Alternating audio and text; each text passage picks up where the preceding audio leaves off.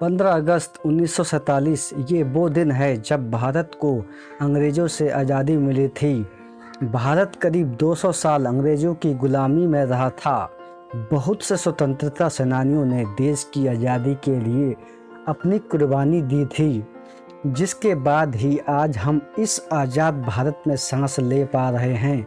हालांकि क्या आपने कभी इस बात पर गौर किया है कि आखिर हमें 15 अगस्त के दिन ही आज़ादी क्यों मिली, या फिर आज़ादी के लिए 15 अगस्त की तारीख ही क्यों चुनी गई?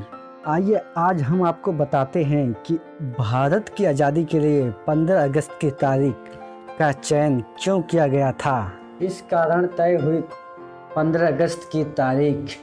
बात है साल 1947 की, जिस वक्त भारत में अंग्रेजों का तानाशाही शासन चल रहा था और उस समय भारत के वाइसराय थे लॉर्ड लुईस माउंटबेटन। माउंटबेटन को भारत में सत्ता हस्तांतरण यानी ट्रांसफर ऑफ पावर एग्रीमेंट की जिम्मेदारी सौंपी गई थी। बता दें, माउंटबेटन वही शख्स है जिन्होंने भारत की आज़ादी की अहम तारीख तय की थी। कई रिपोर्टर्स में इस बात का जिक्र किया गया है कि माउंटबेटन इस दिन को अपने कार्यकाल के लिए बहुत खास मानते थे। खास मानने की वजह यह थी कि 1945 में दूसरे विश्व युद्ध के दौरान 15 अगस्त के दिन ही जापान की सेना ने ब्रिटेन के सामने उनकी अगुवाई में आत्मसमर्पण किया था। इसलिए उन्होंने भारत की आज़ादी के लिए भी यही दिन चुना। आखिर क्यों मध्य रात्रि के समय हुआ भारत आज़ाद?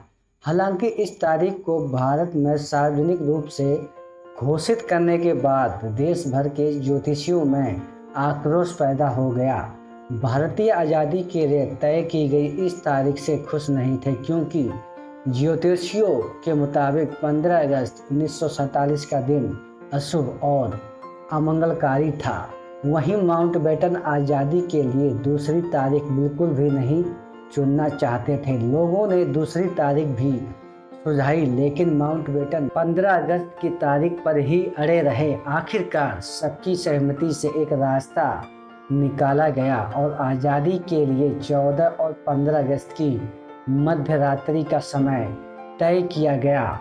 अंग्रेजी परंपरा के अनुसार रात 12 बजे के बाद दूसरा दिन शुरू हो जाता है। ऐसे में 14 तारीख की रात 12 बजे को 15 तारीख ही कहा जाता है। वहीं हिंदी गणना के अनुसार सूर्योदय के बाद दूसरा दिन शुरू होता है। इसके अलावा ज्योतिषियों की ओर से एक शर्त रखी गई थी कि सत्ता के हस्तांतरण का संभाषण 48 मिनट की अवधि में संपन्न किया जाए, क्योंकि 14 तारीख की रात्रि अभिजीत मुहूर्त आ रही थी।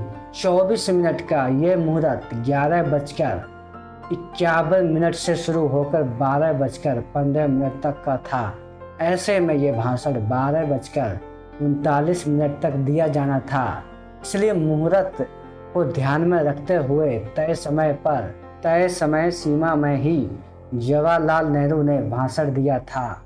आशा है दोस्तों आपको ये जानकारी अच्छी लगी होगी, और ये जानकारी आपको अच्छी लगी हो तो चैनल को सब्सक्राइब, लाइक, शेयर और बेल आइकन प्रेस जरूर कर दे दोस्तों। जय हिंद।